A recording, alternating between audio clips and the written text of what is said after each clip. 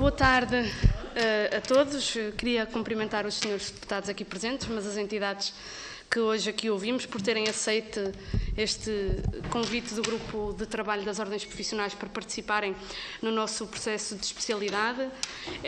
Estão 4 iniciativas em processo de especialidade e este grupo de trabalho entendeu fazer um processo de auscultação público, sobretudo ouvindo aqueles que têm algum interesse e que são diretamente visados sobre estas alterações que estão aqui em cima da mesa. E por isso queríamos agradecer a vossa disponibilidade para aqui estarem hoje e, sobretudo, para colaborarem com a Assembleia da República neste processo de especialidade que queremos que saia o melhor possível no fim destes trabalhos e por isso é que a audição das entidades é tão importante para o nosso trabalho. Eu queria agradecer, em primeiro lugar, à ANJAP, na pessoa da Presidente Sandra Fernandes, à AJOMED, na pessoa do Presidente António Marques Pinto, e ao CNJ, na pessoa do Presidente Rui Oliveira, por estarem aqui hoje connosco. Julgo que conhecem a metodologia da audição, portanto, cada uma das entidades terá um tempo de até 12 minutos para uma intervenção inicial. Depois os senhores deputados dos grupos parlamentares farão questões às entidades aqui hoje ouvidas e depois terão um tempo final de até 12 minutos para responderem a essas questões e acrescentarem o que entenderem também por conveniente. E vamos seguir a ordem que aqui temos e, portanto, começaremos pela ANJAP e dou a palavra à Presidente da Direção, Sandra Fernandes. Muito boa tarde a todos. Senhores deputados, aos meus colegas da ANJAP aqui presentes, aos representantes também das outras associações.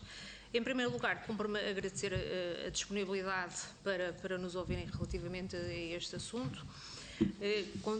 Com certeza que iremos dar um contributo, e estamos certos disso, um contributo positivo para esta temática muito discutível, posso dizer assim. Pronto. Em primeiro lugar, queria então dizer que a Associação Nacional de Jovens Advogados é uma associação representativa de jovens advogados que nos seus estatutos tem como atribuição participar no debate das questões que impliquem alterações ao ordenamento jurídico nacional que interessem ao exercício da advocacia e ao patrocínio judiciário em geral.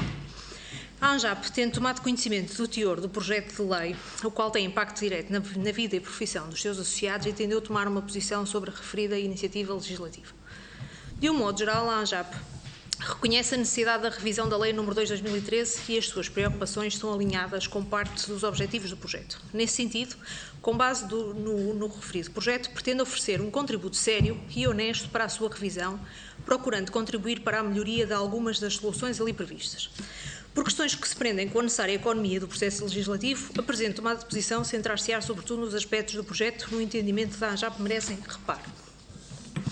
No que toca, em primeiro ponto, à regulação do estágio, a ANJAP está bastante preocupada com o acesso à profissão, pelo que vê com simpatia grande parte das alterações acima referidas. Contudo, melhorar o acesso à profissão, que é vital, não deve significar, em alguma circunstância, a desregulação do seu acesso.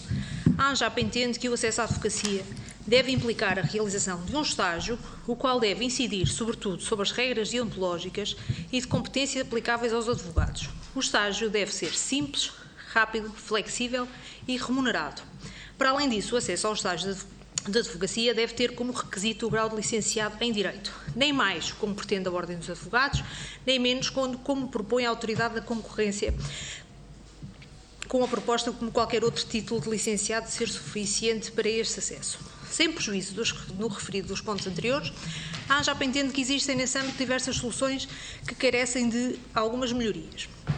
A previsão de que os estágios profissionais são remunerados nos termos a definir nos estatutos das respectivas associações públicas profissionais parece-nos insuficiente e, em certa medida, até pode gerar dificuldades interpretativas.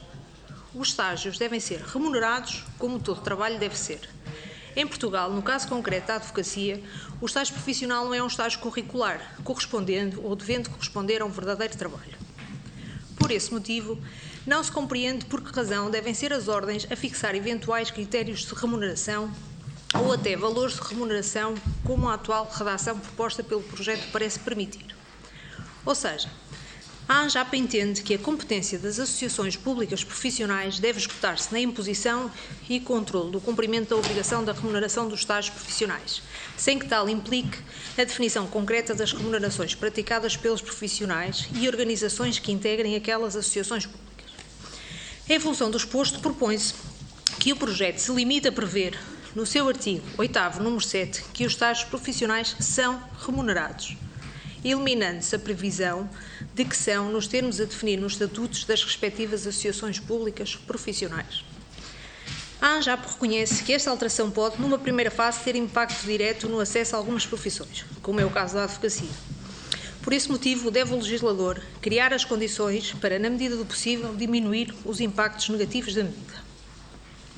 Por outro lado, também a previsão de uma avaliação final de estágio deve ser da responsabilidade de um júri independente, que deve integrar personalidade de reconhecido mérito, que não sejam membros da Associação Pública Profissional, merece a nossa total oposição. Esta concreta proposta de alteração parece esconder o preconceito de que, de alguma forma, por alguma razão, os membros das associações públicas profissionais limitam o acesso dos novos membros à respectiva Associação Pública Profissional, pois só a esta luz se compreende a necessidade de avaliação ser efetuada por um júri independente. Mas, pergunta-se, independente em relação a quem, em relação a quê e a que interesses? A ANJAP, para além de discordar radicalmente deste preconceito, discorda também da solução proposta. A avaliação no âmbito do estágio, sobretudo a avaliação que o presente projeto visa e bem promover, não se coaduna com o facto de ser assegurada por pessoas que não se encontram habilitadas para a respectiva atividade profissional. Em função do exposto, propõe-se a eliminação do artigo número 8 da Lei 2/2013, proposto pelo projeto. Caso se opte por manter esta solução, o que esperemos que não aconteça, sugere-se que as personalidades de reconhecido mérito, que não sejam membros da Associação Pública Profissional, tenham pelo menos a habilitação académica necessária para exercer a profissão. A previsão deste aditamento permitiria, por exemplo, que um juiz pudesse avaliar um advogado, mas nunca que fosse um arquiteto a fazê-lo. A ANJAP também registra positivamente a introdução dos critérios previstos no número 6 do artigo 8, na redação conferida pelo projeto, e que deve obedecer à fixação de taxas durante o estágio. Em todo o caso, parece-nos que é possível ir um pouco mais longe e aproveitar esta ocasião para estabelecer a possibilidade de as pessoas com carência económica comprovada poderem aceder ao estágio mediante a isenção, redução ou deferimento do pagamento das taxas. Assim, propõe-se que seja prevista a obrigatoriedade de as associações públicas profissionais estabelecerem mecanismos que visem facilitar o acesso das pessoas com carência económica comprovada ao estágio profissional, seja através de isenção, redução ou deferimento do pagamento das taxas devidas. Ainda relativamente ao estágio, este deve ter a menor duração possível. Porém, essa definição deve resultar de uma ponderação de cada associação pública profissional. A imposição da duração máxima do estágio em 12 meses coloca em causa essa ponderação e, no caso particular da advocacia, pode até colocar em causa a qualidade da formação dos advogados.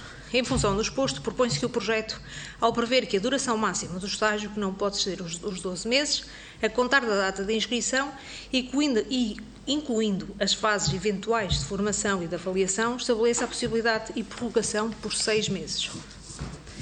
Relativamente às atividades reservadas, que temos aqui a proposta de 2 alterações ao artigo 30. Estas alterações parecem visar aumentar a segurança jurídica em matéria da reserva da atividade e evitar que as associações tenham um poder que de facto não devem ter, que é o de criar as atividades reservadas.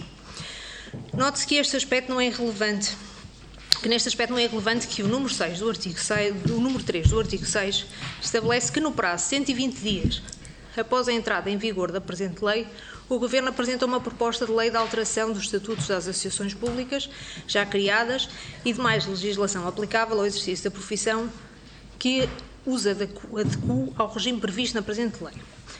devendo expressamente avaliar se os regimes da reserva da atividade em vigor cumprem o disposto no número 30, na redação dada pela presente lei. Esta disposição implica forçosamente que o regime dos atos próprios dos advogados seja reapreciado à luz das alterações introduzidas ao artigo 30. Segundo se entende, a regulamentação dos atos próprios dos advogados está de acordo com a proposta da redação prevista para o artigo 30. Não há, por isso, qualquer necessidade de avaliar este regime. A ANJAP, por outro lado, não ignora a tendência deste projeto ser no sentido de eliminar o elenco de tais atividades reservadas, exercício que não inocentemente se procura remeter para depois da aprovação do projeto. Porém, chama-se desde já a atenção para o facto de a profissão de advogado estar intimamente ligada à defesa dos direitos, liberdades e garantias que muitas das vezes justifica a existência dessas reservas. Esse é um exercício que exige a maior seriedade e deve ser feito sempre tendo por base a prestação do melhor serviço possível aos consumidores. Em função do exposto e porque a salvaguarda e cumprimento dos regimes de competência reservada por razões de interesse público é ou deve ser fundamental, a ANJAP propõe que no relatório anual é elaborado pelas associações públicas profissionais, ao abrigo do artigo 48 da Lei nº 2 de 2013, conste também a apreciação sobre o cumprimento dos regimes da competência reservada, de forma a que o legislador tenha maior capacidade e facilidade de intervenção sobre os problemas detectados. Agora, no que toca ao órgão de supervisão e ao órgão disciplinar, como já foi amplamente debatido, este projeto prevê a introdução de diversas alterações e, nomeadamente na composição do órgão de supervisão e a criação de um novo órgão, o órgão disciplinar. De acordo com o estabelecido no número 15, no artigo 15A, número 1, aditado pelo projeto, passa a caber ao órgão de supervisão velar pela legalidade da atividade exercida pelos órgãos da associação e exercer poderes de controle, nomeadamente em matéria disciplinar e em matéria de regulação do exercício da profissão. Depois, ainda no âmbito do número 3 e do número 5, prevê que esses órgãos passem a ser composto, e não vou ler a composição, não vou perder aqui todo o meu tempo, mas já sabemos que será maioritariamente constituída por profissionais de outras ordens ou de outras associações. Por outro lado, de acordo com a versão proposta pelo projeto, passa a ser obrigatória a existência de um órgão disciplinar eleito pela Assembleia Representativa que exerce o poder disciplinar, devendo integrar personalidades de reconhecido mérito que não sejam membros da Associação Pública Profissional. A ANJAP compreende as preocupações subjacentes às alterações em matéria orgânica, porém entende que o reforço da fiscalização não deve e não pode ser feito apenas à custa da alteração da composição dos órgãos das associações públicas profissionais. Entende-se que uma das melhores formas a melhorar a fiscalização das associações públicas profissionais, tanto pelos seus profissionais como pelos consumidores, é garantir a transparência da sua atividade, designadamente através da publicação de decisões tomadas por todos os órgãos da associação. Assim, perante tal, a ANJAP propõe que seja aditado ao número 23 da Lei 2/2013 que determine a obrigatoriedade de publicação das decisões de todos os órgãos das associações públicas profissionais. A ANJAP não tem reservas quanto ao aditamento de certas competências de natureza regulatória no elenco das competências do órgão de supervisão, porém tem algumas reservas quanto à sua composição.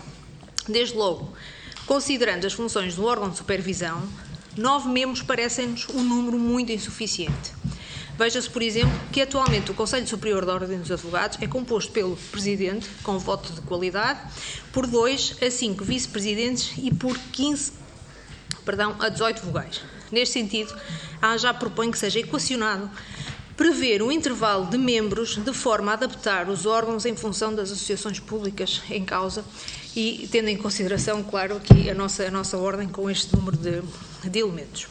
Pedia-lhe apenas que pudesse concluir, uma vez que já ultrapassou um pouquinho o seu tempo. Obrigada. Eu, como estou grávida, tenho aqui algumas dificuldades em ler rápido, mas vou aqui passar muito rapidamente, então, para as sociedades multidisciplinares, que também pretende-se aqui uma alteração significativa e que, no caso da advocacia, esta alteração é muito significativa da atual forma do exercício da profissão, pois atualmente não é permitido às sociedades de advogados exercer direta ou indiretamente a sua atividade ou qualquer tipo de associação ou integração com outras profissões, atividades e entidades cujo objeto social não seja exercido exclusivo da advocacia. A ANJAP considera que as sociedades multidisciplinares podem contribuir para a criação de serviços maior acrescentado para os consumidores, isso não temos dúvidas. Todavia, a possibilidade de prestação de serviços jurídicos no âmbito destas organizações deve ser sempre ponderada em função das particularidades da profissão em causa. Em concreto, um regime que preveja a criação de sociedades multidisciplinares que incluam advogados deve assegurar o cumprimento escrupuloso das regras deontológicas. Em concreto, deve assegurar o cumprimento de regras de matéria de independência, conflito de interesses e sigilo profissional. Assim, sugere-se aditar ao artigo 27, número 2, a linha B, na redação introduzida pelo projeto, a expressão inscritos na respectiva associação pública profissional da área da atividade, passando a ler-se: os responsáveis pela orientação e execução de funções de interesse público sejam profissionais qualificados e inscritos na respectiva associação pública profissional da área da atividade. Muito obrigada. Obrigada a nós pela densidade também dos contributos que nos deixou, sem prejuízo depois, se entender acrescentar na segunda ronda o que tiver. Nós fomos condescendentes com esse facto. Muito obrigada a nós. Passamos então ao Presidente da AJOMED, António Marcos Pinto, para a sua intervenção inicial. Boa tarde a todos os presentes. Agradeço antes de mais o convite feito pela Sra. Coordenadora do grupo, a Sra. Deputada Dra. Joana Sá Pereira, para a realização desta audição presencial. Agradeço igualmente o interesse nesta audição de todos os grupos parlamentares, na pessoa dos Srs. Deputados aqui presentes, e cumprimento também os restantes representantes das instituições aqui ouvidas. A saúde é um recurso fundamental do indivíduo, da comunidade e da sociedade, sendo essencial que os utentes sintam que estão em segurança e ao cuidado dos melhores profissionais. E num contexto particularmente sensível para a saúde em Portugal, como aquele que estamos presentemente a vivenciar, os jovens médicos necessitam de dar um sinal claro à sociedade que estão efetivamente preocupados e empenhados com o presente e o futuro da saúde dos portugueses. A reforma do sistema, as questões éticas e as políticas orçamentais têm sido temas centrais de muitas das intervenções da AJOMED, na sequência da crescente preocupação da nossa classe relativamente a toda esta problemática. E, mais do que nunca, é necessário assumir posições claras em matérias essenciais para a vida dos médicos e para a saúde dos cidadãos. E por só poderem ser prestados cuidados de qualidade se o médico, e neste caso em particular eu estou a falar do jovem médico, tiver condições para tal, importa dar apoio direto e efetivo a esta classe de jovens profissionais para o desenvolvimento do campo da saúde, para além de fomentar e defender os seus interesses a todos os níveis, principalmente no que diz respeito à sua promoção socioprofissional. E por isso, no nosso entendimento, consideramos que algumas das propostas apresentam certas problemáticas e discrepâncias que não salvaguardam o interesse público, visando retirar poder às ordens e associações profissionais e desta forma obstruir o seu intuito, que no nosso caso em particular é o da defesa dos direitos e dos legítimos interesses dos doentes e o seu direito a uma medicina de elevada qualidade. E, de uma forma geral, os projetos de lei aqui em discussão visam introduzir alterações à Lei nº 2/2013, 10 de janeiro, que estabelece o regime jurídico de criação, organização e funcionamento das associações públicas profissionais e por isso mesmo eu quero, antes de tudo, referir que a mais elementar motivação para a regulamentação das profissões da saúde e, em particular, da médica, é, tal como eu já disse, a proteção daqueles que são os receptáculos dos seus serviços, ou seja, os doentes, ou, se quisermos usar outra terminologia, até porque nós pretendemos prevenir a doença, os utentes, pronto, digamos assim.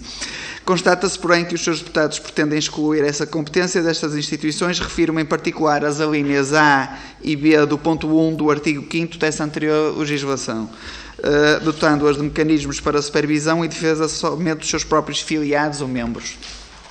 A formulação do novo documento põe demasiada tónica no prestador e relega para o segundo plano a defesa do utilizador final.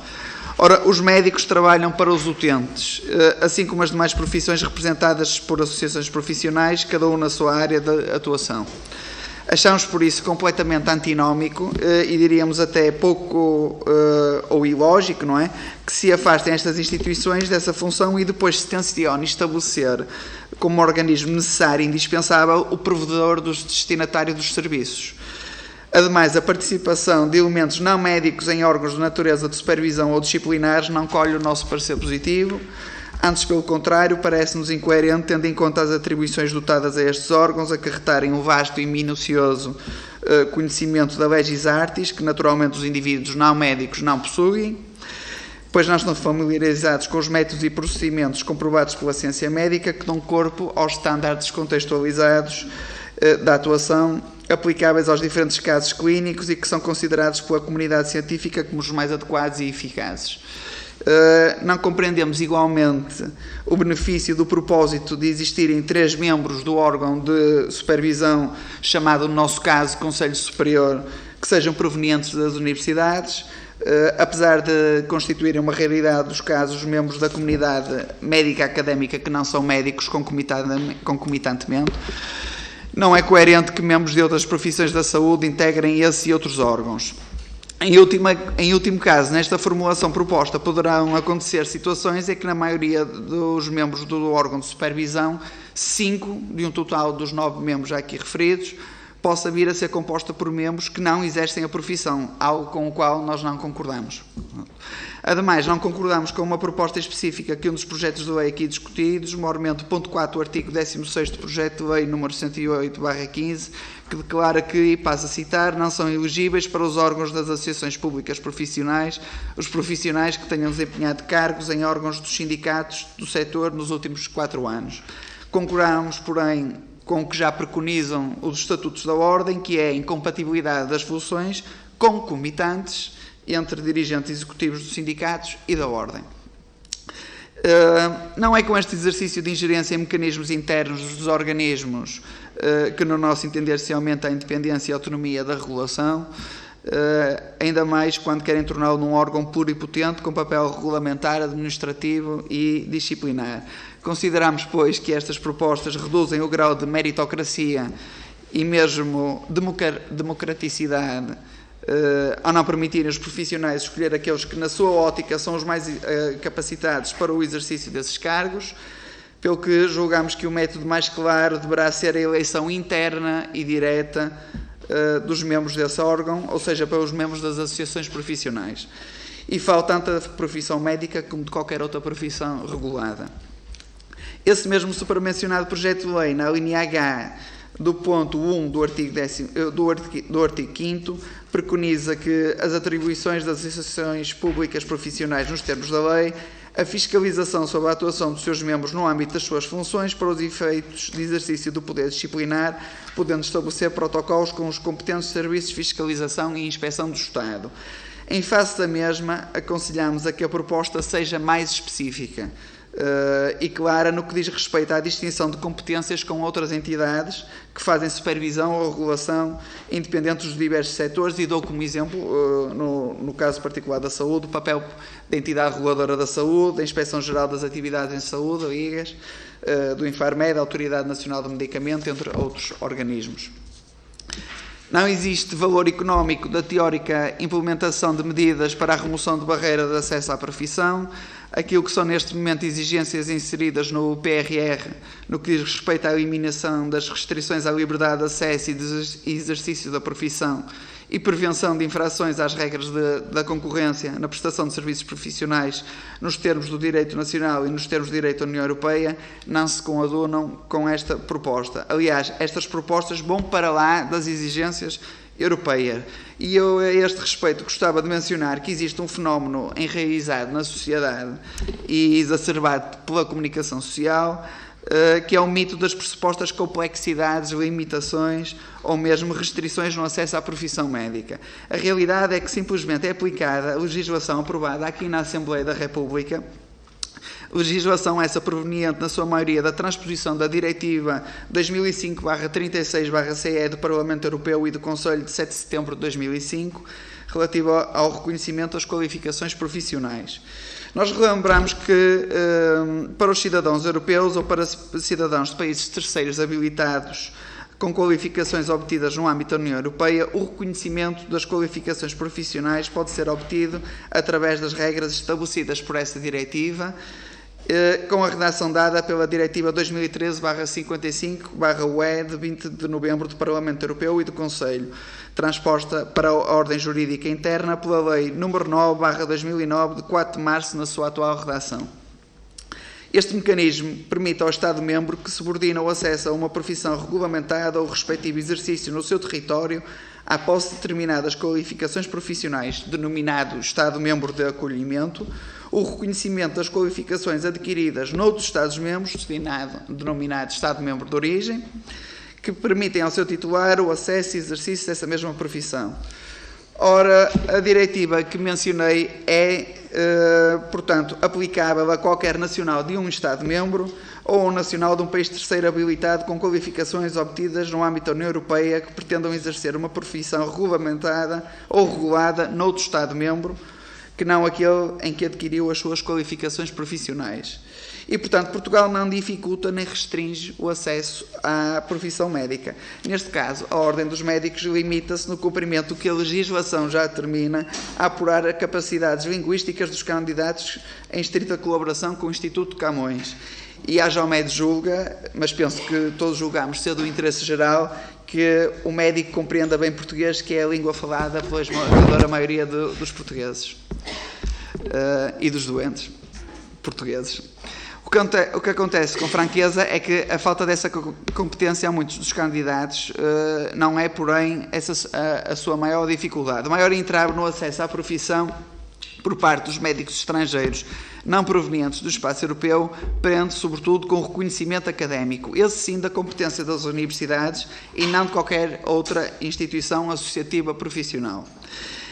Um dos problemas desta nova legislação proposta é compatibilizar, e nós compreendemos perfeitamente a dificuldade enfrentada pelos seus deputados na redação deste projeto de lei global, profissões com cotidianos e objetivos extremamente diferentes.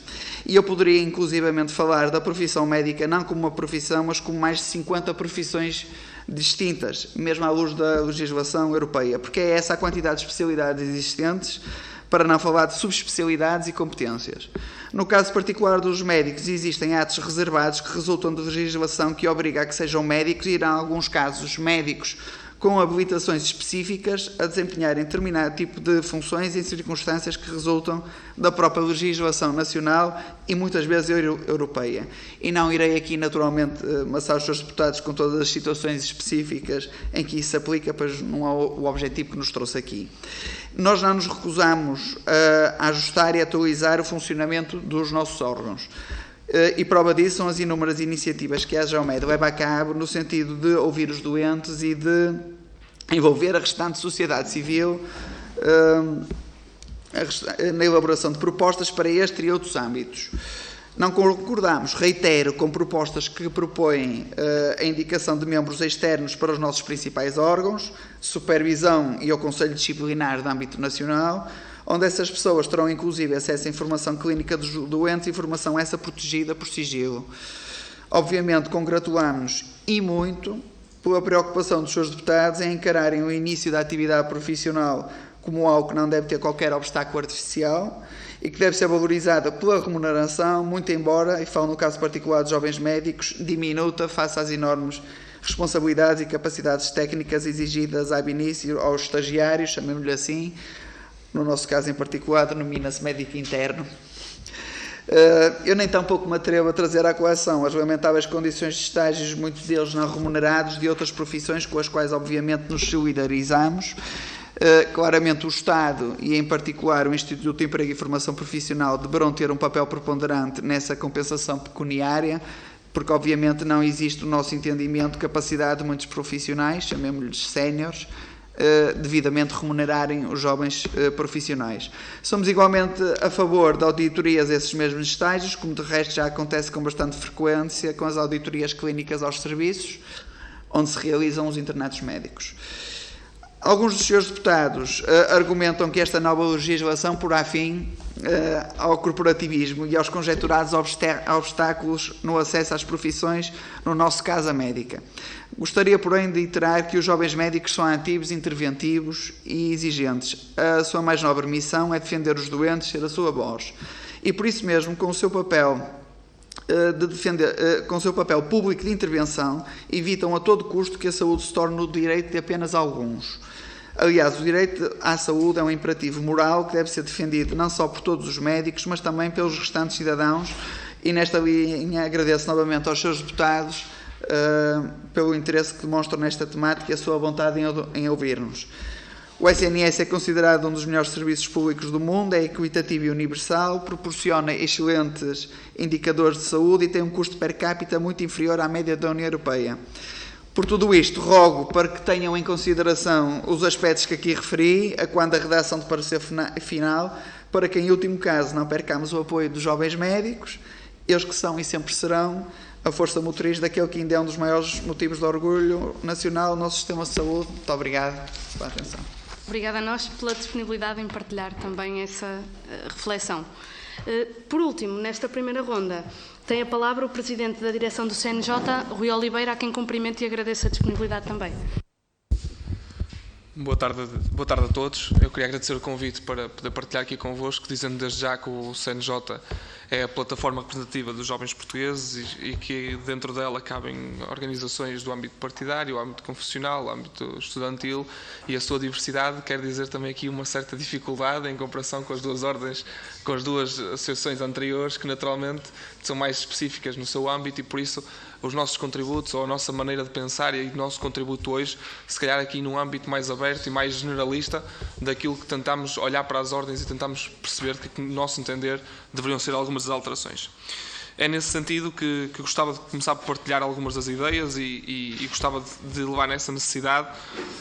Para nós é inequívoca a importância da existência das ordens, aquilo que é a sua regulação, o seu trabalho, e por isso começava por isso mesmo, por dizer que a parte de certificação da qualidade do serviço prestado, daquilo que são as competências que têm no âmbito das pessoas que podem executar certas funções, o Conselho Nacional de Juventude não entende aquilo que é, digamos assim, uma proposta de distinção de algumas das ordens profissionais, e que nesse sentido vimos demonstrar o nosso desacordo com essa extinção, até porque muitos dos critérios, ou aquilo que é a expressão usada nos critérios de distinção, é a natureza da profissão exige uma prática continuada, séria, certificada, relacionada diretamente com os direitos fundamentais dos cidadãos. E depois há uma listagem de algumas das que são propostas que a nós nos parecem um bocado estranhas e que não conseguimos compreender. O exemplo, por exemplo, dos nutricionistas, uma das áreas que cada vez mais esta Assembleia, e mesmo nós, enquanto Conselho Nacional de Juventude, temos lutado para que realmente entre cada vez mais naquilo que são as definições das políticas de saúde, porque sabemos que hoje em dia a definição de saúde envolve diversas áreas. A definição de uma saúde é isso mesmo, é olharmos para a saúde como uma constante, não só naquela que são as mais tradicionais, mas também esta parte da nutrição, como a seguir dou o exemplo, por exemplo, da questão veterinária, onde também é uma das questões principais que nós achamos que deve continuar e deve ter a certificação de que realmente as pessoas que o executam têm as competências e têm a certificação, têm a capacidade, as competências para o fazer, porque isso poderia ser um retrocesso, e acho que ninguém aqui nesta sociedade, pelo menos na sociedade que eu e os jovens portugueses querem, um retrocesso de voltar a práticas que, não sendo certificadas, poderiam ser práticas um bocadinho mais, desculpem o termo, obscuras, por exemplo, no âmbito dos animais, que não é certamente o que nós todos desejamos. E nesse mesmo sentido, por exemplo, até a questão dos revisores oficiais de contas, onde, por exemplo, esta Casa e muitos de nós queremos cada vez mais uma maior transparência naquilo que são a certificação das contas, aquilo que é um trabalho na parte de contabilidade, e onde estas profissões têm um trabalho, diria até, muito importante nesse desempenho, para que realmente as coisas aconteçam e para que realmente haja uma transparência maior nesse sentido. E por isso, essa era uma das preocupações que temos. Parece-nos que aparecem aqui alguns nomes nesta lista que, pelo menos no nosso entender, do feedback que temos, nos parecem desajustados. Era o primeiro contributo. O segundo contributo que temos a fazer, vamos abordar-se num âmbito mais genérico, também tem a ver com aquilo que são as competências das ordens, e principalmente uma competência que nós não acreditamos que deva caber tanto às ordens, que tem a ver com a parte mais académica ou de formação. Ou seja, a nós coloca-nos algumas dúvidas que as ordens sejam ou que tenham competências na área mais académica e de formação, e quando estamos a falar de processos de ingressão à ordem em que é preciso, digamos assim, a aquisição de novas competências, estamos a falar nitidamente de uma parte educativa, de uma parte de capacitação das pessoas, e por isso estamos a falar de uma parte académica. E isto mete-nos confusão porque aquilo que são tipicamente organizações académicas são certificadas, são credenciadas por associações, ou neste caso por uma associação, que é a A3ES, que tem essa competência de realmente certificar que os órgãos ou os organismos desempenham as funções corretas para o fazer e da maneira correta para o fazer.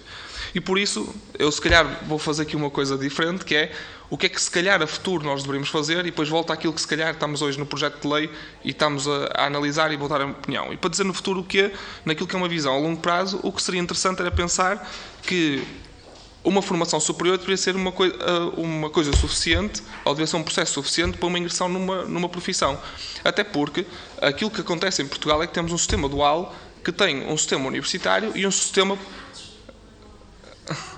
sistema profissional politécnico que, enquanto compreendo que naturalmente o sistema universitário tem uma área de atuação mais na aquisição de conhecimento genérico, uma parte politécnica tem naturalmente uma relação direta com aquilo que é a área profissionalizante.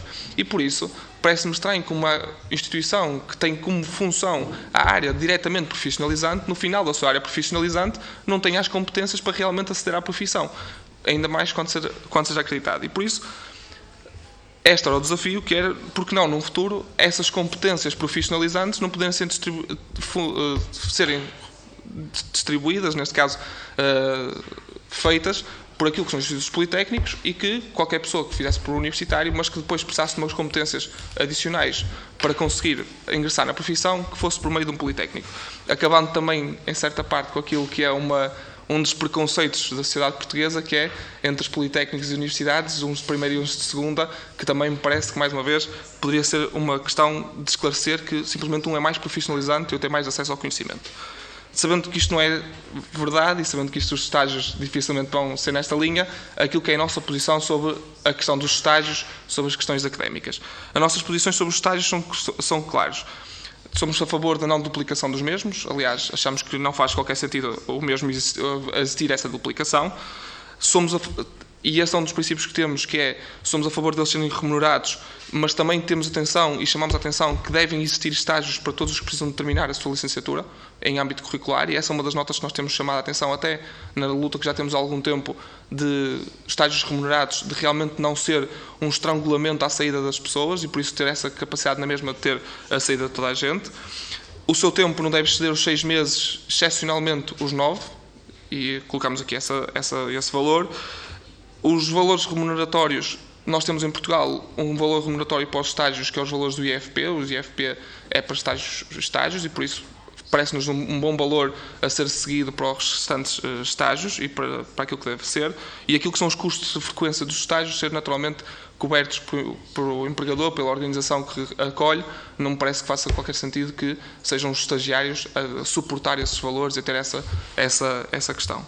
Depois, naquilo que são os valores cobrados pelas ordens profissionais, naquilo que são, por exemplo, as joias iniciais ou as cotas. São outras das questões que nós temos, e aqui é difícil fazer um valor, mas chamamos a atenção para aquilo que são os valores cobrados e de que hoje, como é que nós sabemos da nossa sociedade, aquilo que são os valores cobrados, e não temos aqui valores excessivos. Aliás, sabemos, por exemplo, de uma ordem que tem uma prática, e essa era uma recomendação que deixaríamos a outras, de uma prática de, por exemplo, da joia inicial poder ser diluída durante os primeiros meses da inscrição, para que não seja à cabeça a entrada a um valor logo acrescido e muito impactante, mas que pudesse ser, digamos assim, de uma forma diluída ao longo dos primeiros meses do primeiro ano ou dos primeiros 2 anos, para que as pessoas possam ter uma maior facilidade, porque entretanto também já estão na sua profissão e podem ter uma maior facilidade em ter essa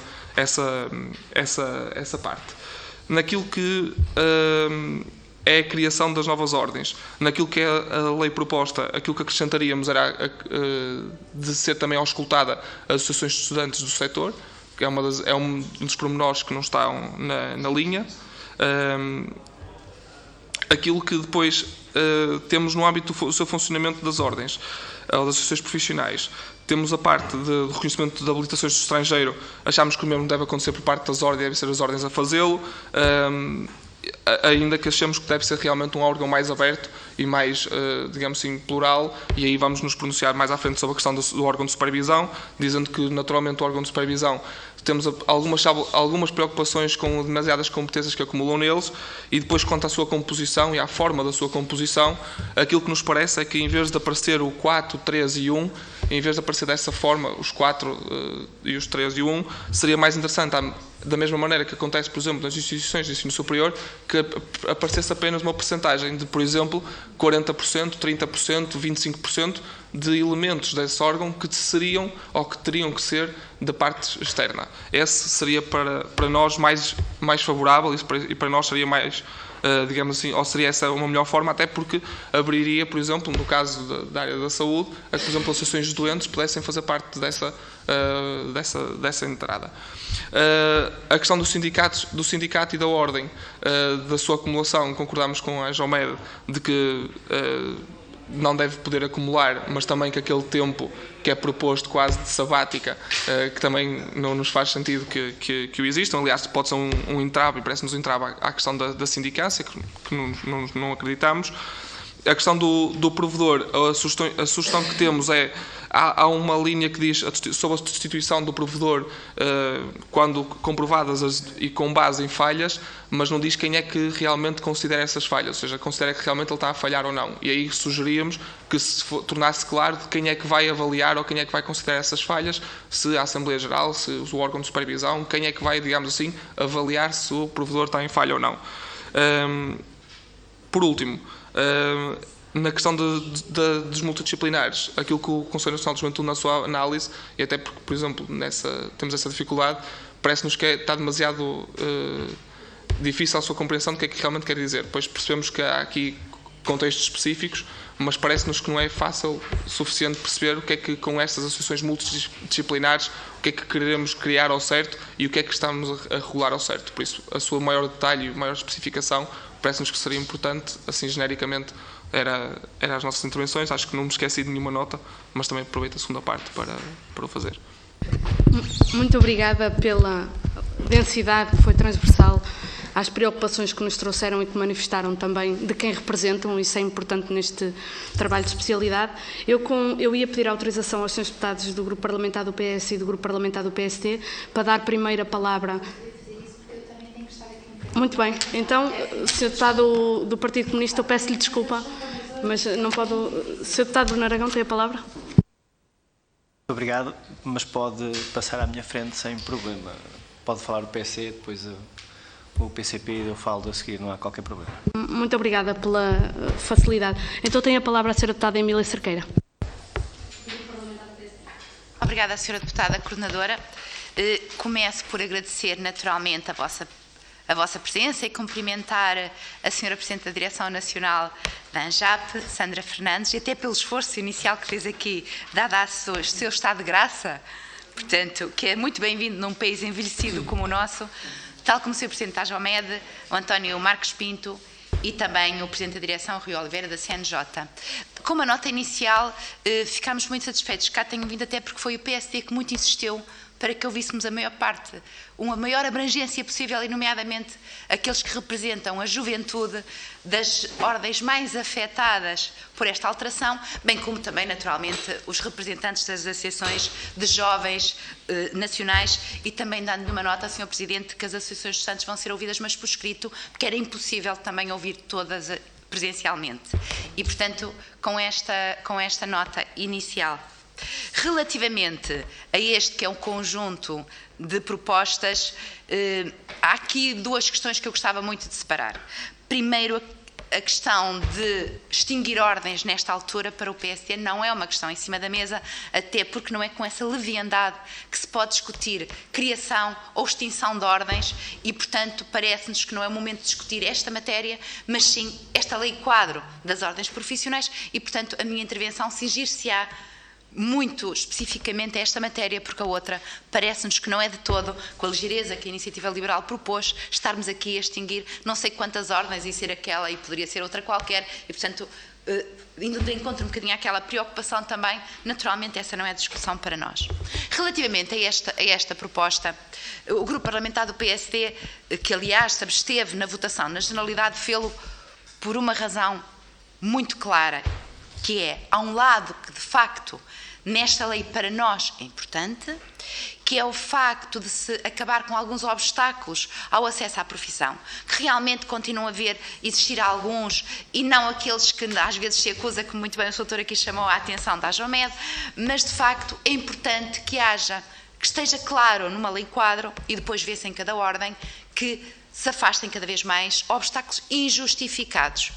E com obstáculos injustificados, obviamente, não estamos a falar de falta de rigor ou de exigência ou de profissionalismo que tem que continuar a existir, mas é importante. Tal como também vemos como bondosa e como necessária também aquele que é o estágio remunerado dos jovens profissionais, no acesso a estas profissões reguladas, dos estagiários.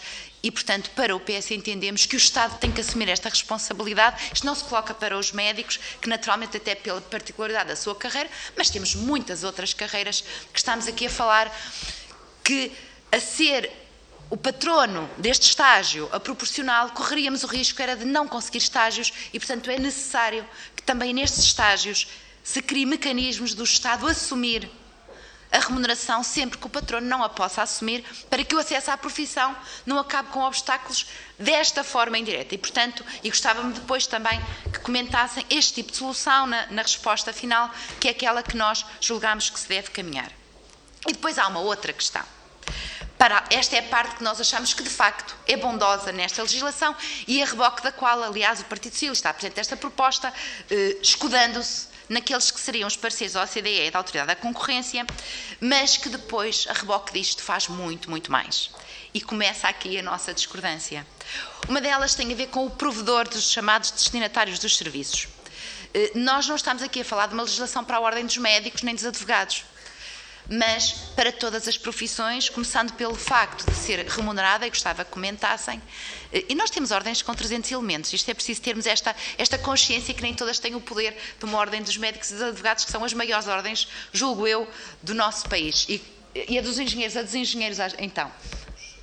A de quem? Diga-me lá. Pronto, a dos contabilistas, afinal será essa. Pronto, mas eu como eu sou advogada e sofro desse mal, penso mais nesta. Mas a questão é que temos ordens que de facto têm estas condições, mas o que é que acham de um provedor que é remunerado em todas as ordens, com o leque de poderes que lhe é cometido, quando tem, inclusive, o bastonário é obrigado a nomeá-lo e ele vai sobrepor-se ao bastonário, nomeadamente numa série de poderes de fiscalização, bem como até naqueles que são os pareceres para as legislações passam a incumbir ao provedor, que não é escolhido pelos profissionais. Isto também me parece o que é que acham da obrigatoriedade do provedor existir. Não é de cada ordem optar por ter um provedor, mas ser uma obrigação de todas as ordens, até em termos daquela que é a legitimidade que tem este titular e, como muito bem chamou a atenção, não sabe muito bem quem que o pode demitir depois no fim do dia. Também, outra das questões que nos preocupa e gostávamos muito que comentassem, tem precisamente a ver com a questão do órgão de supervisão. Para o PSD, quase as ordens entendam ter profissionais de outras áreas dentro dos seus órgãos. Agora, num órgão de supervisão que a maioria no órgão é de não profissionais, e a lei é muito clara a dizer que é uma maioria de não profissionais inscritos na ordem, porque o provedor também faz parte do órgão de supervisão e tem a maioria, nem é preciso voto de qualidade, ela existe efetivamente.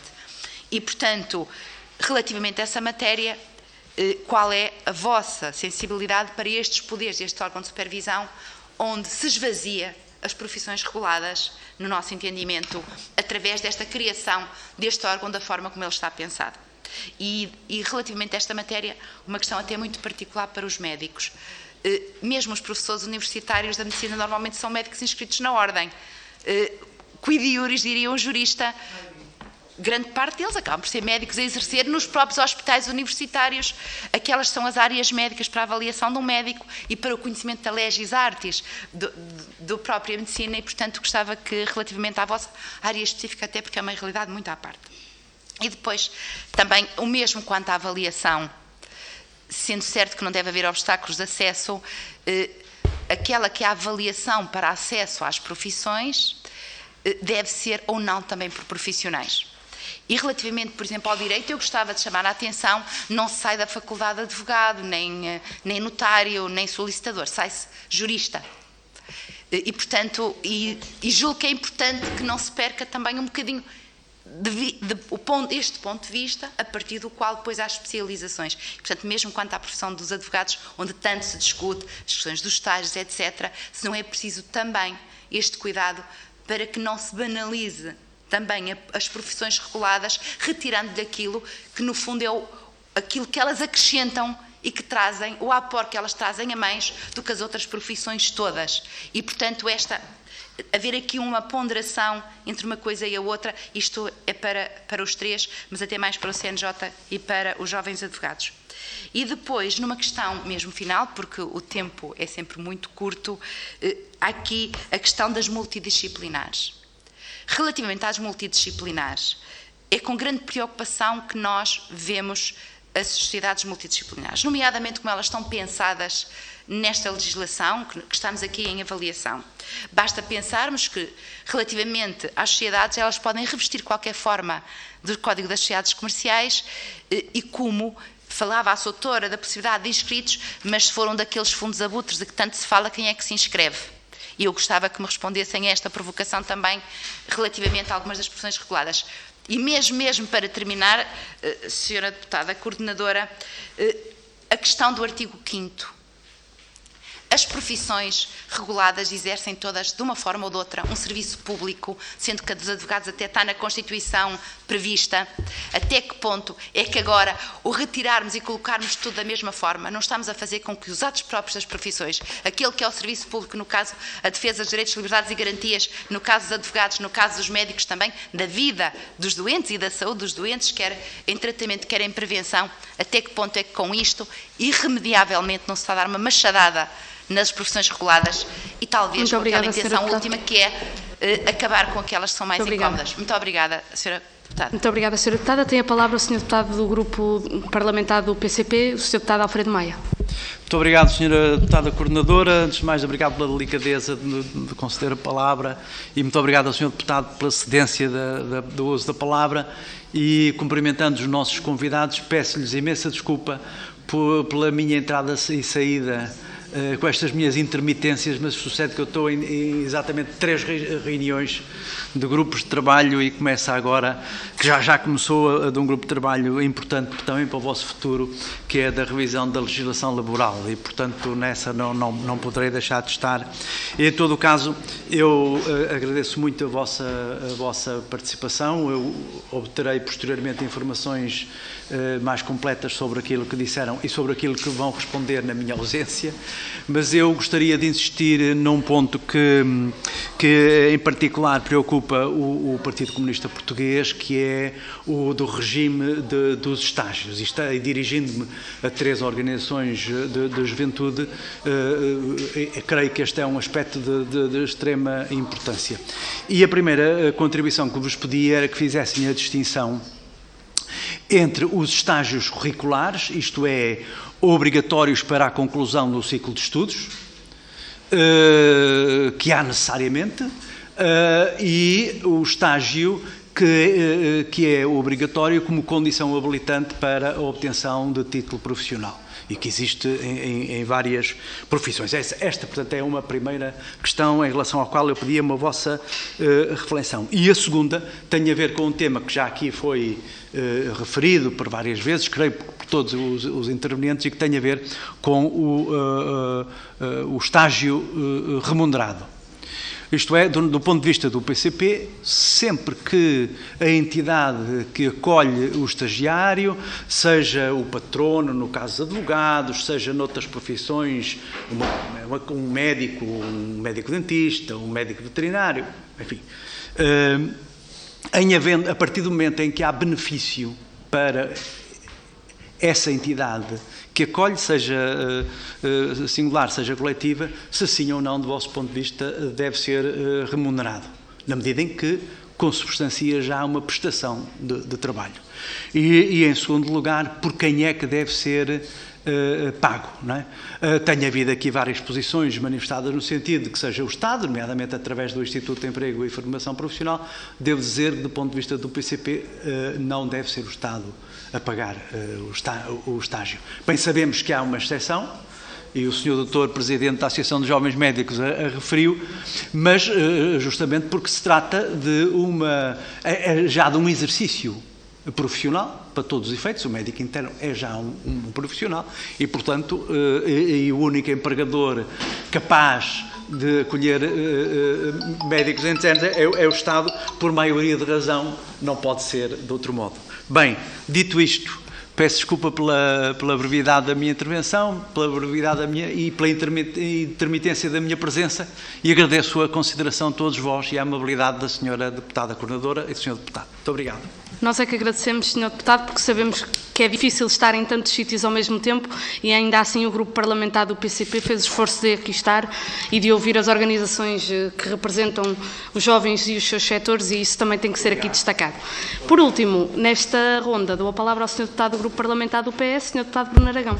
Muito obrigado. Espero que o PCP me dê um bocadinho do seu tempo, já que não gastou todo.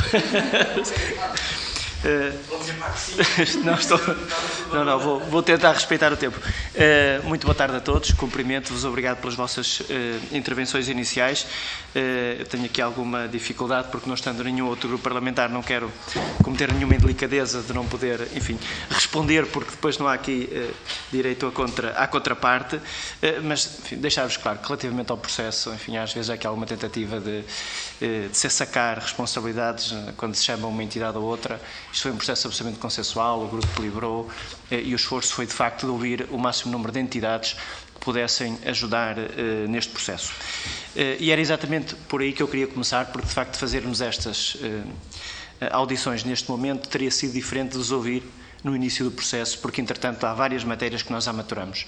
E começava exatamente pelo artigo 5º, ponto 1, a linha A e B, que foi uma questão absolutamente transversal a todas as audições, porque a proposta de redação que está no projeto de lei 108 do Partido Socialista não suscitou a leitura bondosa que nós entendíamos inicialmente e, portanto, a nossa disponibilidade para rever esse articulado, enfim, já foi um pouco avançada até na última audição que tivemos, mas queria reforçá-la aqui. Portanto, nós não queremos que fique nenhuma dúvida sobre qual é o objetivo deste diploma e, portanto, nós vamos rearranjar aquela redação para que sobre isso não fiquem dúvidas, e queria deixar aqui essa nota.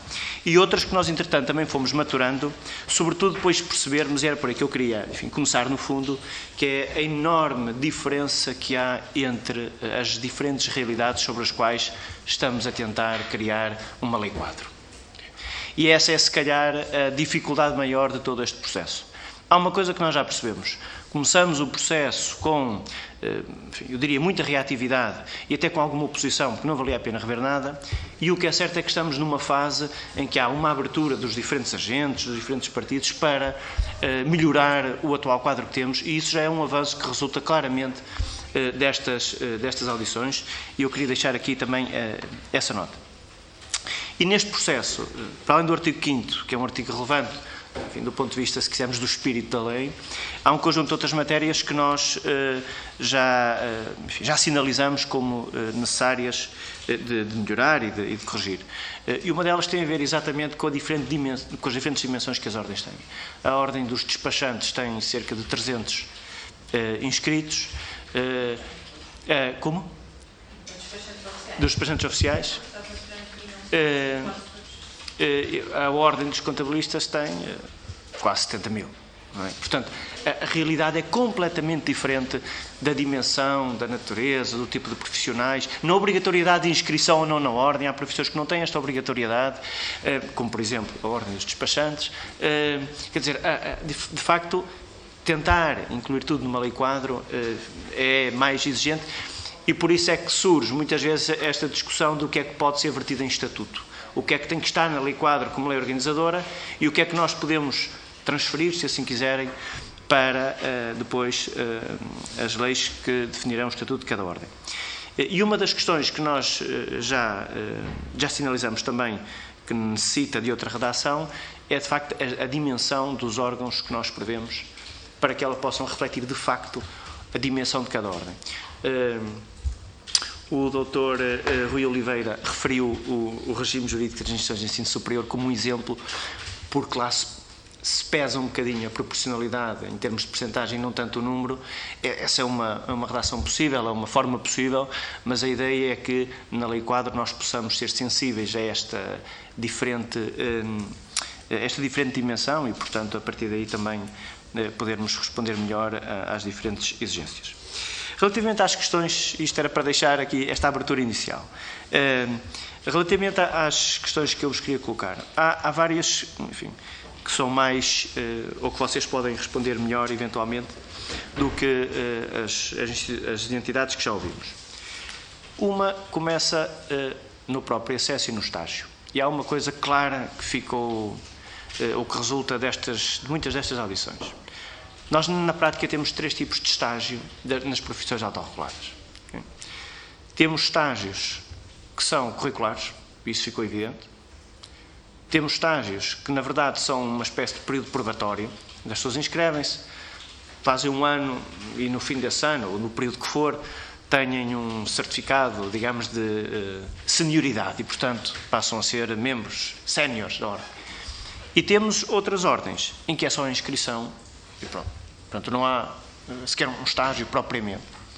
E essa diferente realidade é depois o que dificulta, digamos, a redação e a visão sobre o tempo do estágio, sobre se deve ter componente curricular ou se não deve, se nós devemos remeter isso só para as instituições de ensino superior ou não, se deve ser remunerado, como é que nós remuneramos. Isso é claramente uma dificuldade, se quiser, uma exigência deste processo.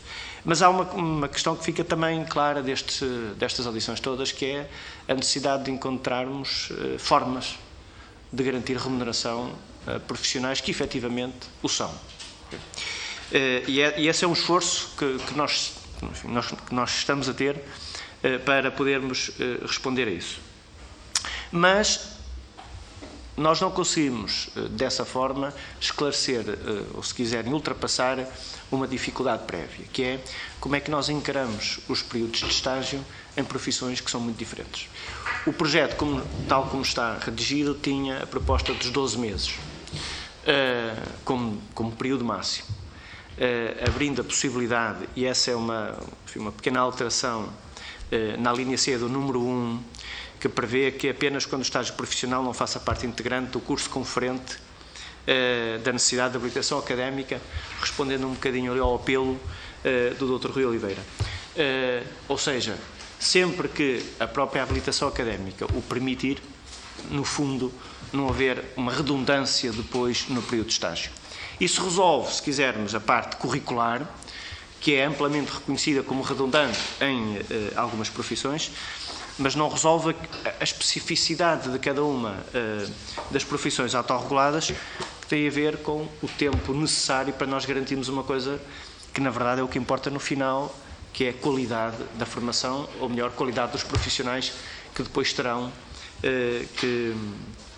que exercer, passa a redundância, a sua profissão. E eu gostava de vos ouvir falar um bocadinho mais sobre isso. Ou seja, de uma forma transversal, vocês foram derivando um pouco no que é que deve ir para o Estatuto, o que é que não deve ir para o Estatuto, se os estágios não devem ir, mas a duração já pode ir. Penso que foi uma das questões que foram apontadas.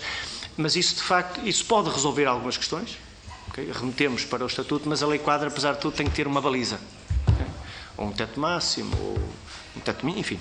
Tem que ter algum enquadramento para que depois o Estatuto também não seja um processo novamente tão exigente como esta fase. E isso leva-me para as outras duas questões. Uma que tem a ver com as sociedades multidisciplinares, que já são uma prática relativamente transversal nos outros países europeus, portanto nós somos uma exceção desse ponto de vista, não é? Estamos um pouco isolados nesse processo. E eu aí entendo que as questões que vocês colocaram e que se levantaram já noutras audições, se levantam mais em termos da clarificação do que são as incompatibilidades no exercício dessas, ou na construção, se quiserem, dessas sociedades. elas existem de facto, ou podem existir, e, portanto, a necessidade de nós as prevermos é relevante, e eu gostava de vos ouvir também um bocadinho sobre esse processo. Por último, Sra. Deputada, pedindo um minuto apenas para terminar, só dar 2 apontamentos relativamente à questão da limitação que está no projeto relativamente à incompatibilidade entre o exercício da atividade sindical e o exercício dos órgãos de gestão. Foi também um ponto que nós já sinalizamos. Ele, se calhar, não tem que estar daquela forma tão restrito. Portanto, podemos encontrar um equilíbrio entre o que deve ser uma atividade que ninguém pode colocar em causa, ou atividades que ninguém pode colocar em causa, e também a dúvida que não deve suscitar sobre incompatibilidades que possam existir, e, portanto, estamos também muito disponíveis para rever esse ponto. E, por final, aquilo que tem sido também muito tensional, que é a abertura dos órgãos, de alguns órgãos das ordens, a pessoas externas à profissão. E temos encontrado aqui posições divergentes até dentro das próprias profissões, por exemplo, entre algumas das vossas posições e das vossas próprias ordens, algumas que sentem essa disponibilidade, por exemplo, a Ordem dos Médicos, a inclusão de juristas, não é? Penso que foi um dos exemplos que o Sr. Bastonário deu, mas quer dizer, não é um confronto, enfim, nem o Sr. Bastonário disse que tinha que ser, disse que era uma possibilidade e que não havia, ou seja, há aqui alguma diferença, mas temos encontrado também aqui diferentes aberturas, e por isso concluo, porque o tempo já foi ultrapassado. Muito obrigado. Obrigada. Vamos então passar à intervenção final das entidades aqui presentes. Seguiremos a mesma ordem e por isso começaremos pela ANJAP e dou a palavra à Presidente Sandra Fernandes. Muito obrigada. Muito obrigada. Antes de mais, queria referir que nós, enquanto jovens, somos uma associação jovem, temos e somos obrigados, pela nossa qualidade, a termos esta abrangência de melhoria. Para nós, tudo pode ser alvo de melhoria. Esta lei pode ser alvo de melhoria, como também outras leis que podem e devem também ser criadas noutros âmbitos. Só deixar aqui este ponto e aqui. Relativamente ao estágio, vou tentar responder aqui numa questão de economia de tempo a todos os deputados. E começando aqui por esta questão do PS e também do PCP, dos estágios curriculares e desta componente curricular, e como já foi aqui discutido, o nosso curso de Direito é um curso que não tem qualquer tipo de componente de advocacia. A questão das regras deontológicas é completamente estranha ao curso de Direito, e muito bem, claro, porque o curso de Direito prepara juristas, não prepara advogados. Ou seja, o nosso estágio tem que compreender obrigatoriamente esta componente curricular. Daí a questão também destes 12 meses ser, na nossa profissão, completamente insuficiente. Temos que ter esta parte curricular e depois ficamos aqui com uma limitação de tempo. Então estamos a falar de um estágio talvez de 6 meses, ou vamos reduzir também esta parte curricular, porque mesmo na parte da duplicação de matérias, nós na nossa ordem temos, para além da deontologia, na formação curricular, depois também temos outras matérias mais práticas e de matérias que nós não damos na faculdade. Isto depois também pode ser escolhido pelos próprios estagiários, e em termos de formações também. Isto para dizer o quê? Os 12 meses é completamente insuficiente. Daí que nós propomos também este aumento para mais, pelo menos, 6 meses.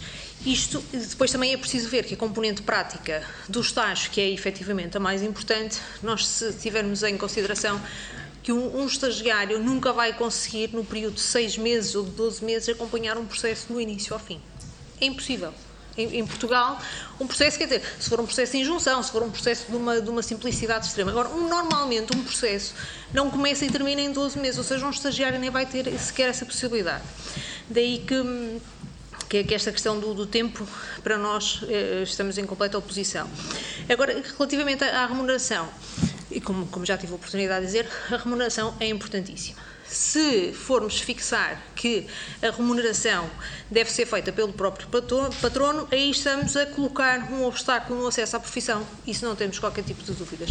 Porque temos vários tipos de advocacias praticadas em Portugal, temos advocacias em grandes sociedades de advogados, e depois temos a advocacia praticada em prática individual, E se calhar nem todos esses patronos podem garantir um estágio remunerado, e se formos obrigar os patronos a remunerar esse estágio, a remunerar o estágio, vai haver consideravelmente uma redução no estágio e vai traduzir-se num obstáculo no acesso à profissão.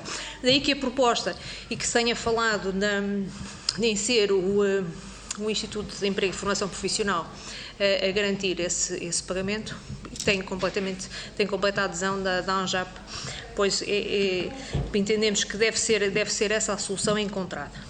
Pois, relativamente ao prazo máximo da duração, já respondi. Agora, passando à avaliação também do acesso à profissão, que me falou aqui a deputada do PST, esta avaliação, na forma como ela é feita na Ordem dos Advogados, não tem ingerência de quaisquer outros elementos externos à profissão. No entanto, não vemos que não possa haver um elemento externo.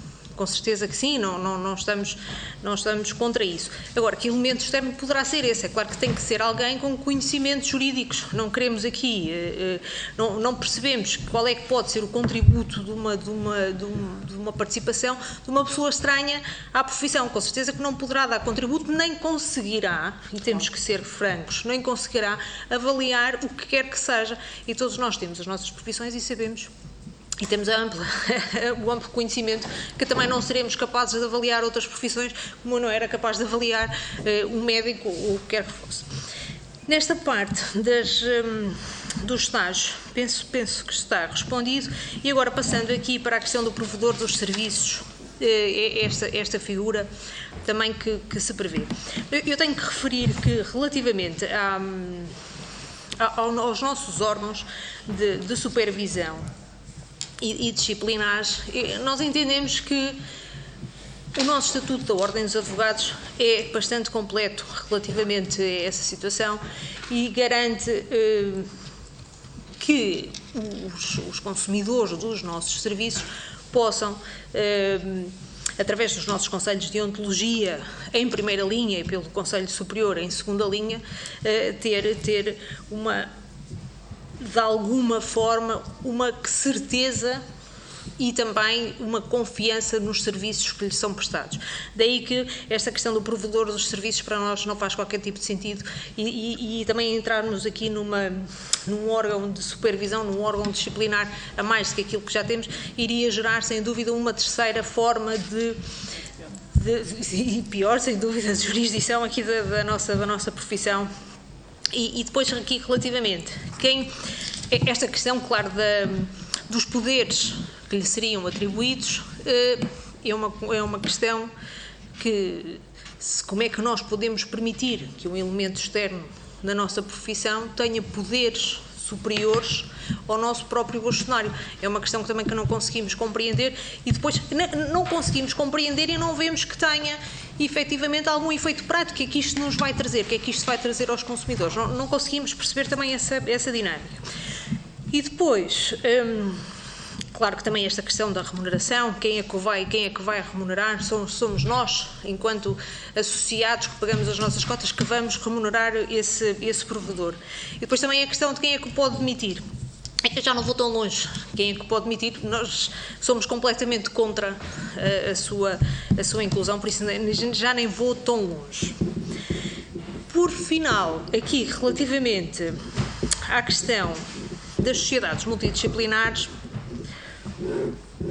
dizer também o seguinte: é preciso termos em consideração, e isto é transversal, com certeza também a outras ordens e aqui principalmente à questão médica, nós temos regras de independência, de conflitos de interesse e de sigilo profissional muito vincadas e que elas são necessárias também para que os nossos clientes consigam confiar nos nossos serviços. É claro que se virmos também a possibilidade das sociedades multidisciplinares com outras áreas jurídicas, se calhar também seria uma possibilidade irmos por aí, mas a questão é, nós praticamos atos exclusivamente aos nossos clientes e esses atos são sempre sujeitos ao sigilo profissional. É claro que depois os processos em termos de tramitação nos tribunais, nem sempre são sigilosos, mas isso é outra questão. Mas depois nós temos aqui, por exemplo, no âmbito dos notários, a atividade que eles prestam, os atos que eles prestam acabam por ser atos públicos, não é? Ou seja, mesmo que em última instância nós falássemos em sociedades multidisciplinares somente com áreas jurídicas, esta questão do conflito de interesses, do sigilo profissional estaria também muito em discussão. E depois também a entrada de outras entidades com outros intuitos e intuitos meramente económicos dentro das nossas sociedades pode levar, inclusivamente, a que tenhamos uma ingerência na nossa atividade, por exemplo, na escolha dos nossos clientes e naquilo que nós vamos aceitar, defender ou não como processos judiciais.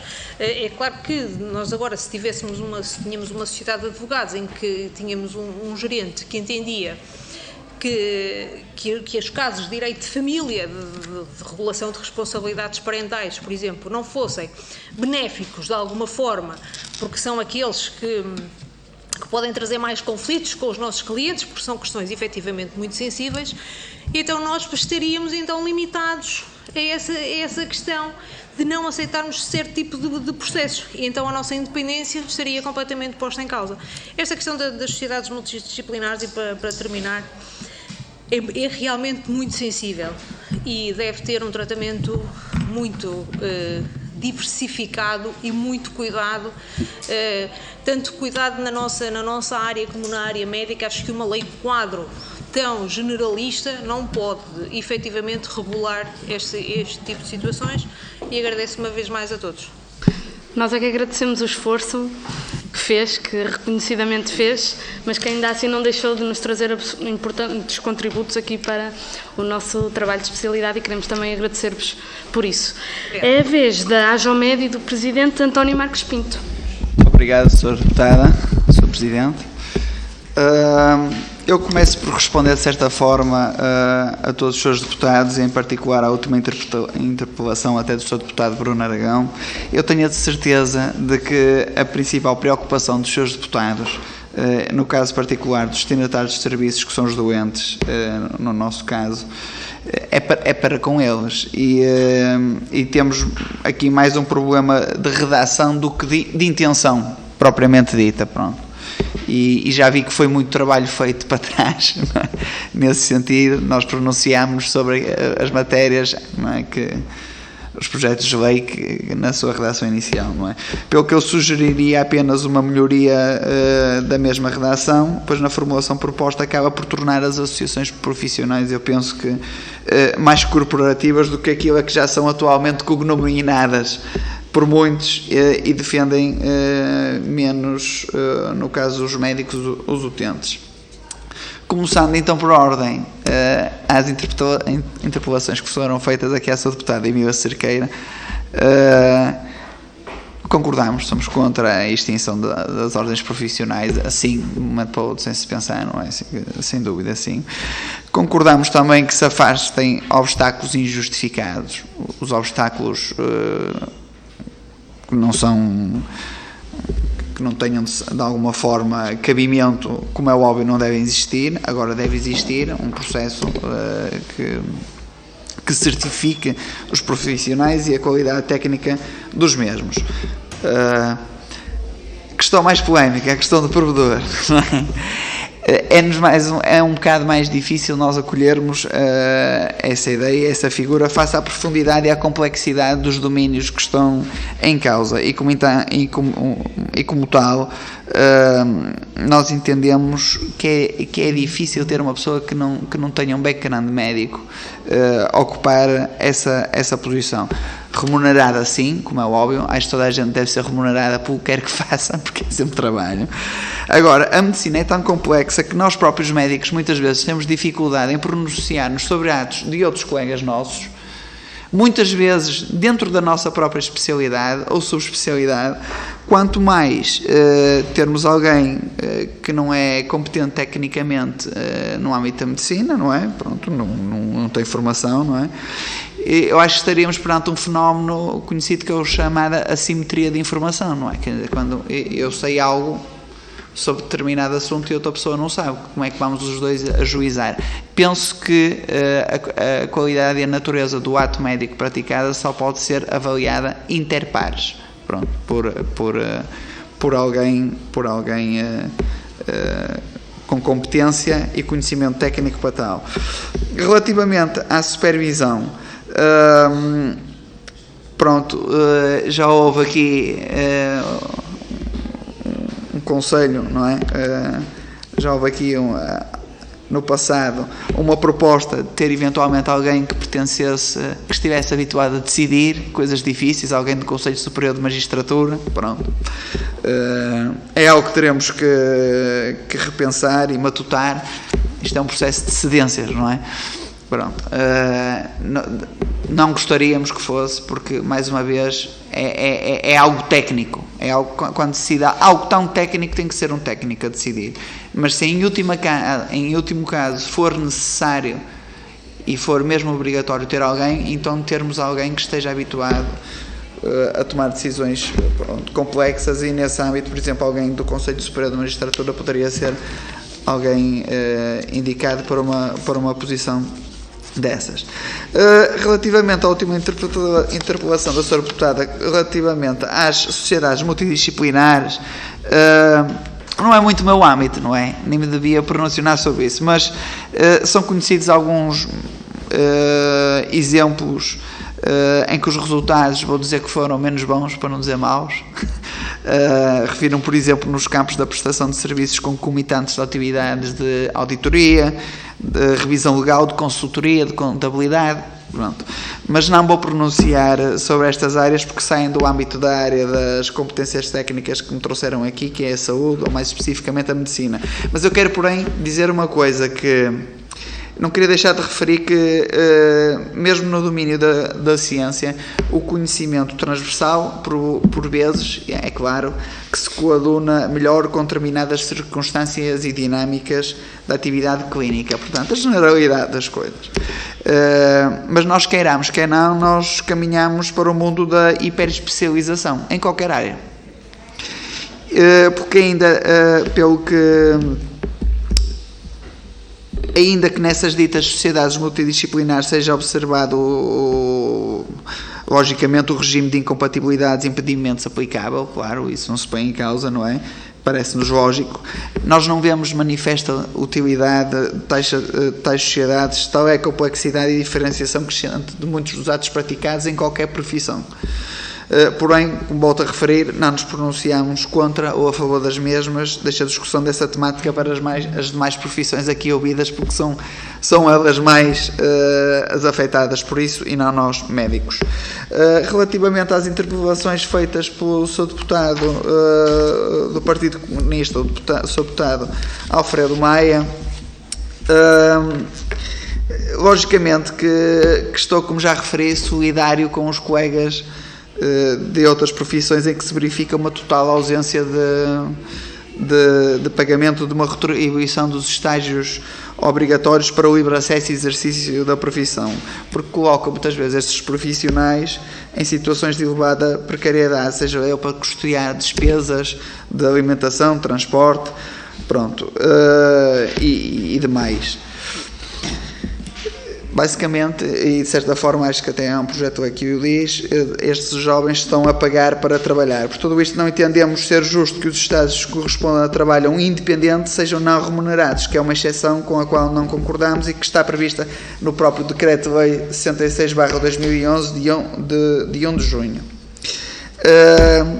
Não me pronunciarei também sobre o pagamento das remunerações aos estagiários por motivos óbvios das outras profissões, não é? Mas posso, porém, falar, se me derem a oportunidade, tenho alguns minutos, da remuneração diminuta que é dada ao dito estágio ou internato médico de jovens médicos, não é? Prontos, para dar uma perspectiva geral, acabada a faculdade, nós temos o chamado internato de formação geral, que é como se fosse um ano zero, e os médicos internos passam, já trabalham como médicos, não é? E passam por vários serviços, integram equipas médicas em funções de trabalho efetivas e recebem um salário de 1.566 euros bruto.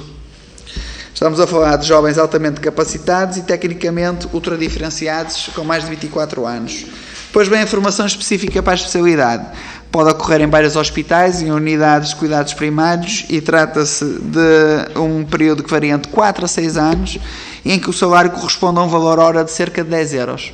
É quanto recebem os especialistas. Para além do trabalho no internamento, nas consultas, nas urgências, nas cirurgias, nas técnicas, pronto, tudo isso varia consoante a especialidade. Há avaliações anuais, há exames formais, há a obrigatoriedade de fazer um balanço da atividade desenvolvida e a produção científica, e tem que se realizar cursos, portanto, e é muito custoso e aquilo que recebem é muito pouco. Eu já não falo nas outras situações, falo no contexto médico. Acho que a remuneração em si é parca. Muitos fazem 6 e 10 noites, passam 6 a 10 noites por mês fora de casa, a trabalhar em regime de urgência. A maioria deles não sabe que é ter um mês seguido com os fins de semana todos livres. E pior, a partir das 12 horas de trabalho seguidas não existe qualquer cobertura jurídica pela entidade patronal ou por seguros profissionais. Por exemplo, se algo correr mal, por exemplo, um médico fruto do cansaço tiver um acidente de viação com algum tipo de processo judicial acrescido, está rigorosamente por sua conta. Portanto, isso é algo que vemos com alguma gravidade e, portanto, a remuneração de que eles são alvo é parca. E é por isso, associadamente, é com algum desconsolo que eu afirmo que a legislação laboral subsequente, e que acho que está a ser discutida então noutro grupo de trabalho, nomeadamente o Decreto-Lei 73/90, que veio reformular o regime legal das carreiras médicas dos serviços e estabelecimentos do SNS, ditado pela necessidade de reconverter o sistema remuneratório das carreiras médicas, retirou alguns direitos laborais aos médicos, e eu não vou falar dos vencimentos já dos especialistas, porque acho que se calhar ia chocar algumas das pessoas aqui presentes, em que, no caso, por exemplo, os médicos após a troca são os únicos trabalhadores do SNS com horário laboral de 40 horas, e dos parcos casos em que trabalham 35 horas semanais, eles recebem cerca de 1.270 euros líquidos, um médico especialista.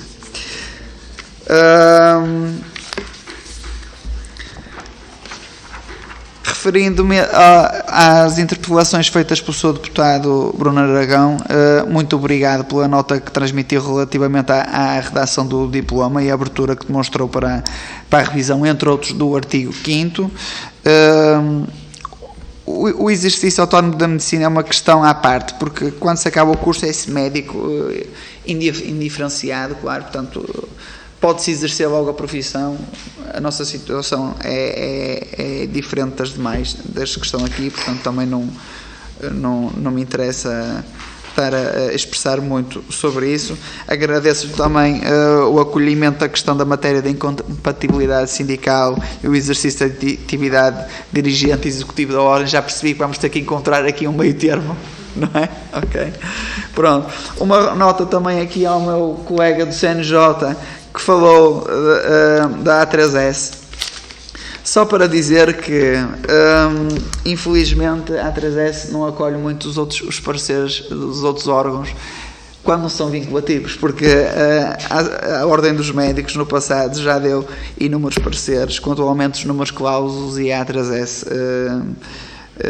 não os acatou, não é? E mesmo quanto à abertura de uma faculdade de medicina privada, mas não vou falar sobre isso, pronto, que não é por isso que estamos aqui. Nós tememos que o contínuo aumento do número de clausos afete seriamente a excelência persistentemente demonstrada tanto dos alunos que se candidatam aos cursos de medicina em Portugal como os seus docentes. Portanto, acho que a A3S devia ter mais exatamente.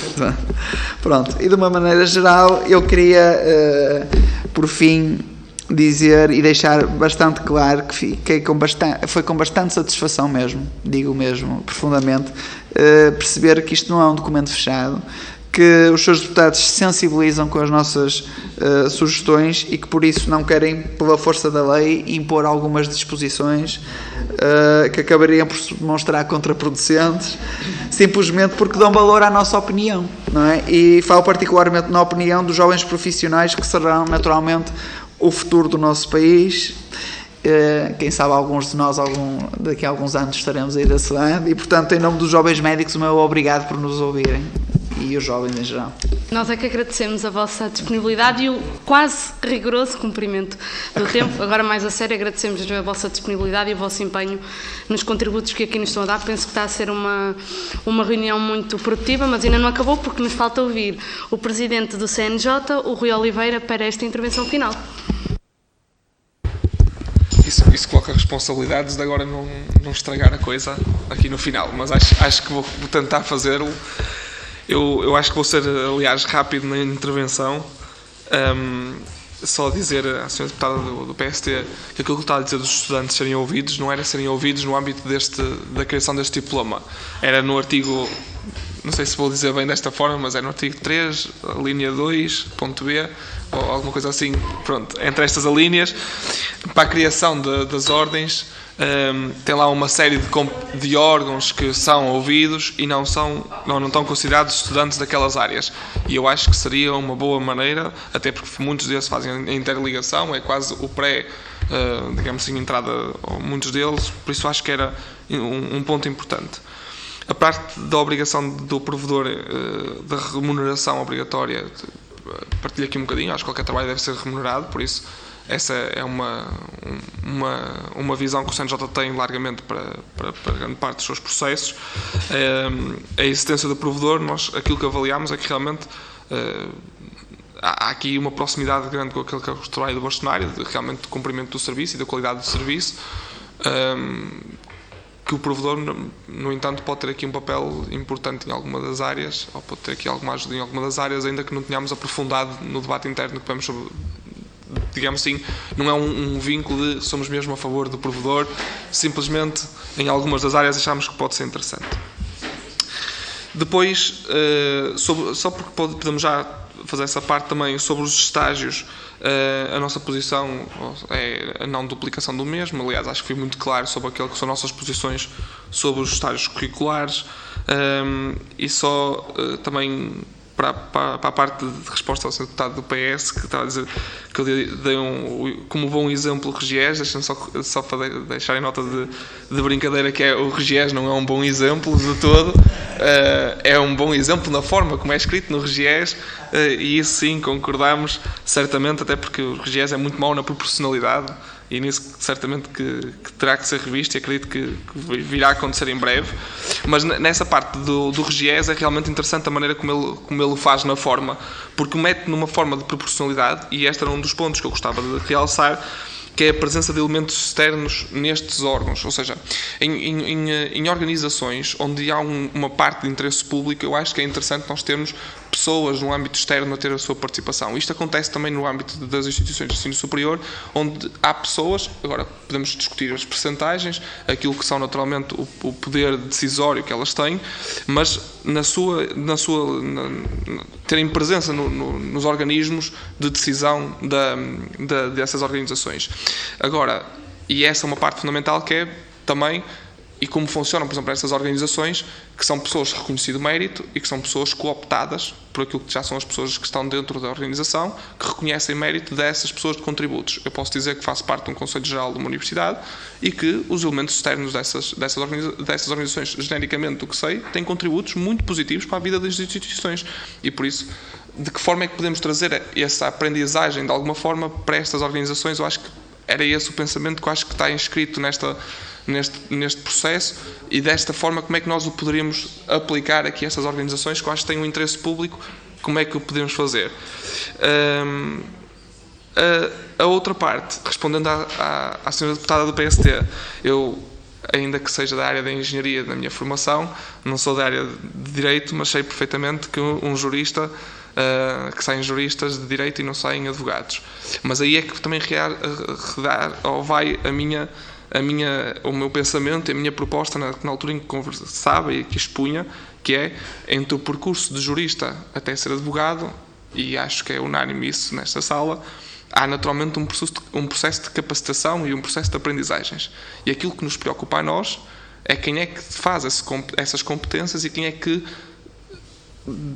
capacita, quem é que ensina essas competências. E aí é isso que nós demonstramos, que é a existência de órgãos que realmente validem os processos de aprendizagem, que validem essas questões, e por isso é que eu realçava que nós temos dentro do nosso sistema português essas instituições, que são instituições educativas, são instituições de ensino e que fazem esse processo. E, aliás, até dentro delas, é só um processo quase dedutivo, que é, até dentro delas, essa parte educativa, temos umas que são diretamente para os profissionalizantes, que é as instituições politécnicas.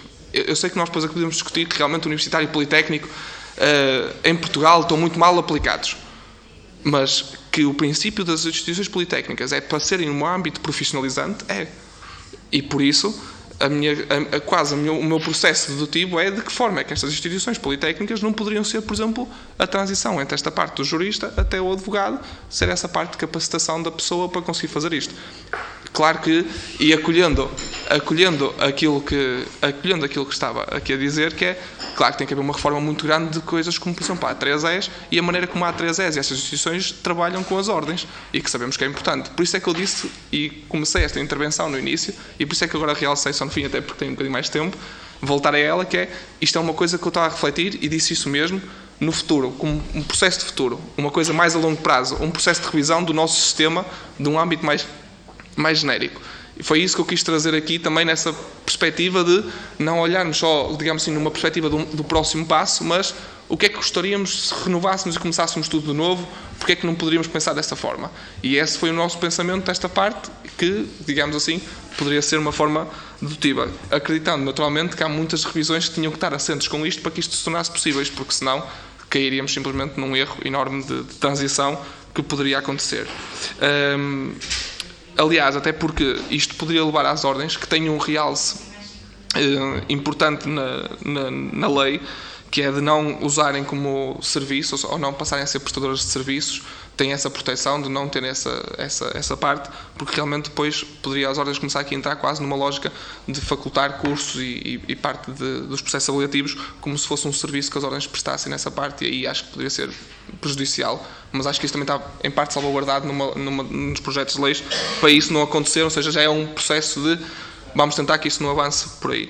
Pronto, eu acho que este é o nosso contributo. Achamos que genericamente temos aqui e percebemos que há mais uma vez esse processo de abertura, até porque das propostas que estão aqui acho que só está o Partido Socialista, porque os do PAN e ele e Chega não está aqui ninguém, por isso vemos como positiva a parte da abertura de reformulação de algumas do projeto inicial, para ir mais de encontro àquilo que são algumas das sugestões, principalmente as sugestões técnicas de associações técnicas que acompanham grande parte da sua especialidade. Por isso o nosso obrigado, e como disseram anteriormente, acho que os jovens é isso que querem, que é uma perspectiva de terem uma associação e uma associação profissional que realmente seja também para eles e seja capacitada para eles. Por isso, obrigado.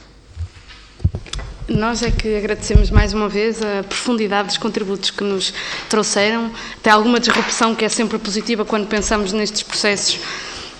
Às vezes temos esse defeito enquanto legisladores, que é pensar, no fundo, muito a curto prazo, e às vezes é importante percebermos como é que decisões que tomamos hoje têm impacto daqui a 5, 10, 15 anos, e os vossos contributos despertaram aqui a nossa atenção para alguns pontos que precisam, e nós reconhecemos isso, de revisitação, senão não estaríamos aqui neste processo há demasiado tempo para vos ouvir. É porque exatamente reconhecemos que isto necessita de aperfeiçoamentos que só vocês e outras entidades que também se manifestaram nos podem trazer. E por isso queria agradecer à ANJAP, à AJOMED e ao CNJ por terem aqui estado e por terem, com o vosso contributo, ajudado a Casa da Democracia, que representa todos os portugueses, a ter um processo mais participado e que vá ao encontro das necessidades, particularmente dos jovens que aqui tão bem representam, e, portanto, em nome do Grupo de Trabalho, queria agradecer muitíssimo a vossa disponibilidade e o vosso empenho neste processo. Muito obrigada. Obrigada.